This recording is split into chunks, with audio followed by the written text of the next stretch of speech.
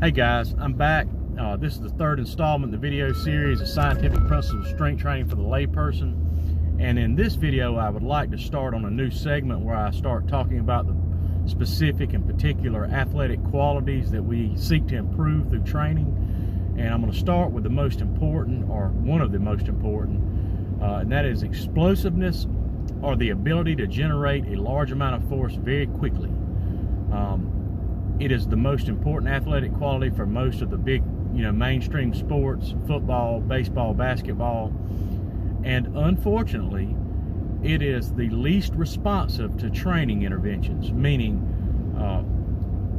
the improvements that you can expect to make in your ability to be explosive, to generate force really quickly, are going to be much more modest than, say, your ability to improve your overall strength, your absolute strength, your relative strength, that sort of thing. And the reason for that is, unfortunately, is because it's governed by your genetics in large part.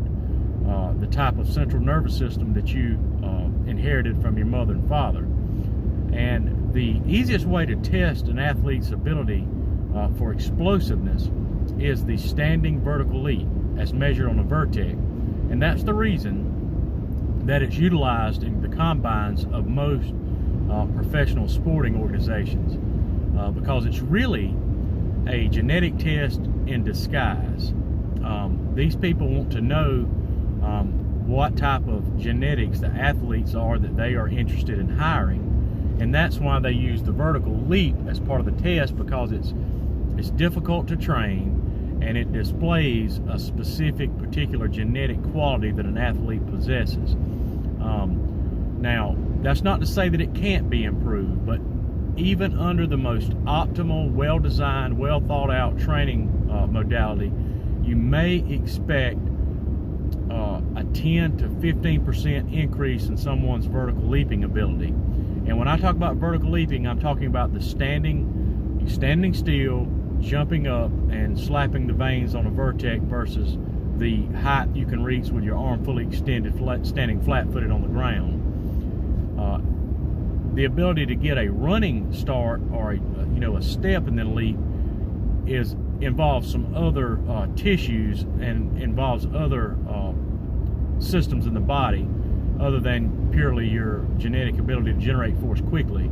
And for instance, I know of some studies that were performed on European high jumpers, and those individuals, they get a running start and they're able to bounce off of their Achilles tendon, basically. And these athletes were able to, through vigorous, well-designed training programs, increase the density and the stiffness of their Achilles tendon, so that it essentially turned it into a better spring. So that's not the same thing. And I'm not saying you shouldn't do that, because of course in some athletic endeavors your ability to rebound really quickly can be improved by doing that, but it took years for these individuals to do it, and just enormous amounts of time devoted to doing rebounding off of, or pushing like a hip sled and bouncing it off the balls of their feet. And essentially what they did was turn their Achilles tendon into a better spring, so that when they impact on the ground, the compressive forces are greater and it springs them back up higher. I'd also like to make a distinction. I'll talk about things like vertical jumping, and invariably someone will say, well, I can jump up onto a 45-inch box, so I have a 45-inch vertical. That's also not the same thing. The box jump, which is a great tool, particularly for athletes who are overweight, undertrained, or those with poor spatial awareness, and those that lack the ability to kind of land appropriately, land softly, particularly for older populations like myself. The box jump can be great because the forces that are imposed upon the lower musculature and the central nervous system are a lot lower, because you're landing up onto a height. That's not the same thing. It's more of a test of an athlete's ability to, jump, but also his flexibility, his ability to retract his knees, roll his hip under, bring his knees closer to his face. So we're talking about the vertical leap. I think the average vertical leap for college-age males somewhere in the neighborhood of 22 inches.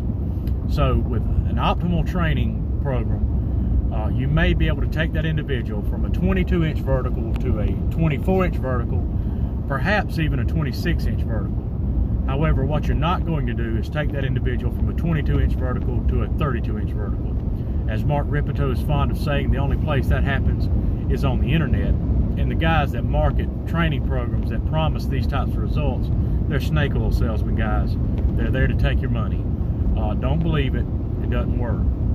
So what can we do to increase our explosiveness? Well, like I said, it's the least responsive to training interventions, but the most fundamental and easiest way to improve that ability is to simply get stronger. You'll never, based on the central nervous system that you have, you'll never be able to access a greater portion of the motor units in your muscles. That's just something you're born with. However, if you get all of your muscles stronger, whatever percentage of those motor units you're able to access will allow you to propel yourself somewhat higher. You can also engage in very intensive, high intensity, low volume, low frequency plyometric training as described by Dr. Yuri Verkhoshansky, and it's covered in he and Mel Siff's famous, probably one of the greatest strength training performance manuals today, Super Training. But Dr. Yessis here in the United States translated most of his work, and I would encourage you to seek out those sources. Dr. Yessis has some fabulous instructional videos on YouTube, and what the type of plyometric Dr. Yuri Verkhoshansky and Dr. Yessis and those guys are talking about and describing, they are not the box jump. Box jump can play a role, but they're talking about depth jumps, drop jumps, long jumps, broad jumps, bounding on one leg. And the idea there is to shock the central nervous system and to prime it to engage as many motor units as possible. And you typically would start out with your depth jump or drop jump, rather, getting tongue-tied saying that, on a 10 to 12 inch box, and you basically walk up to the edge of the box, don't jump off, but rather step off, and as soon as your feet make contact with the surface, you spring vertically as high as you can, as fast as you can. And you try not to have any horizontal movement, but all of your energy should be focused in bringing your body mass vertically. Again, Dr. Yuri Verkhoshansky described it, and there's some old videos of him training Soviet athletes and some of the Eastern Bloc country athletes. And the reason we use those sources is because they had thousands of athletes, and in a communist country, they controlled every aspect of the athletes' lives.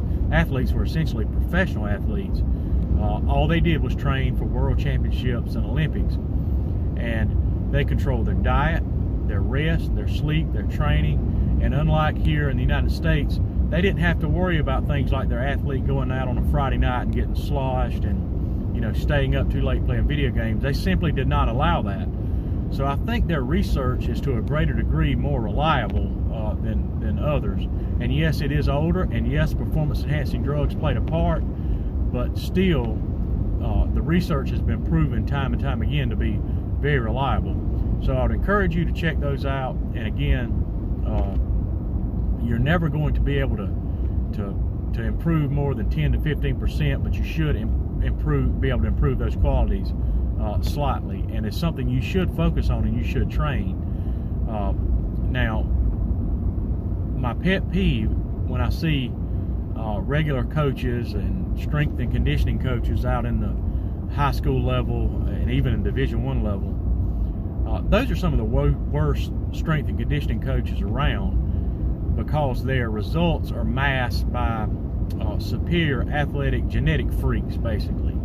And those athletes are going to get better in spite of bad training, not because of the bad training. They're going to get better no matter what they do. They're already good when they come into the program, else they wouldn't be there. But most of the strength and conditioning I see is very poorly designed. Remember in the first video, I talked about the whole point of training: stimulus, recovery, and adaptation. Second video, we talked about the SAID principle, specific adaptation to opposed demand, specificity, and the flip side of that coin, variation, where you need enough variation to avoid accommodation or basically decreasing adaptations to the same stimulus. And when it comes to training to improve your strength, what I see a lot of times, or your speed rather, explosiveness, is the coaches violating the law of specificity. And if you're having football players run multiple 100-yard dashes or 40-yard sprints without any appreciable recovery in between bouts of those sprints, you're not focusing, you're not training the right muscular, right athletic system, right athletic quality. If you're going to try to train for top end speed or explosive speed, short distances and top end, you have to tailor the training program for that. And a good rule of thumb for explosiveness is the athlete has to be fully recovered, so the intensity has to be incredibly high. And for them to recover, the volume has to be somewhat low, and the intensity and the intervals between bouts of effort have to be fairly long. And a good rule of thumb for sprinters is for every 10 yards that an athlete sprints, you need to have 30 seconds recovery time. So a 20-yard sprint would require a full minute of recovery. That means the kids don't look like they're training hard. This is not aerobic and cardiovascular conditioning. The goal is to get them faster, and to do that, they have to be fully recovered to generate 100% intensity each effort. So, see, like I say, most of the stuff I see on the football fields is conditioning work, cardiovascular, endurance. It's poorly designed. It does not mimic or train them for what will be expected of them during the game. And it's the same thing with strength training. I'll see a coach post, their star quarterbacks, max 1 rep squat, and I'm thinking to myself, why would you do that? The fans, the scouts, they don't care how much your quarterback can squat. They want your quarterback to win games, to throw the ball accurately, to be able to avoid tackles, to be able to read the defense. So their training needs to be tailored in such manner. And if you're training to improve your explosiveness, you have to train explosively. Get stronger, depth jumps, broad jumps, drop jumps, one-leg hops for the upper body, explosive medicine ball throws where you're fully recovered between efforts, and train the quality like you want the quality to be displayed. That doesn't mean bring your sport into the gym, but you have to train the particular athletic quality the way you want to display that quality. Don't turn every training episode into a performance. That's not the goal. But again, these are some things you can do to improve that particular quality. I hope this helps. And coaches out there, please stop having your halfbacks and fullbacks running 10 100s in practice. Thanks.